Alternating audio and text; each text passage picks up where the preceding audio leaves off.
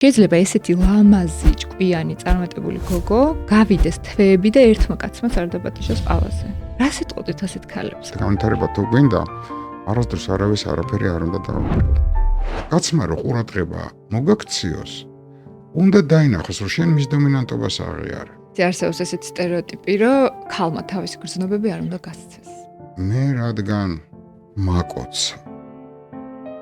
ესე იგი სხვებსაც შეეძლო. ყველაფერი ზემოთ არის გადაწყვეტილი. მე ვამბობ, ასე არ არის. თქვენ სულ ამბობთ, რომ უპირატესობა აქვს იმ ადამიანს, ვისაც უყვარს. ურთიერთობა არის ერთადერთი საშუალება გავლენა იქონიოს სხვას. თქვენ ადვილად გესმოდათ ყოველთვის საპირისპირო სქესის? არა, თუ ციკლი მეორდება და ერთნაირად თავრდება. ესე იგი შენ სადღაც უშვებ შეცდომას. როცა ადამიანი გიყვარს, იქ არის უპირობობა.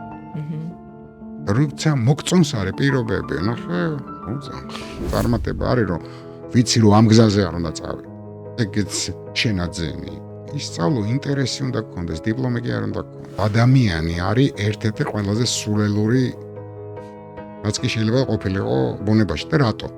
ამ ხელა შესაძლებლობები გაქვს და ომობდა ერთმანეთს ეჩხუბებ. არის კიდე რაღაცები, არ მინდა ახლა ასე მაინც ლაპარაკი, რომელიც მე თან მაკურებს, საიდან ზის უცნაური რაღაც. აუ, გითხარით რა. საინტერესო იქნება.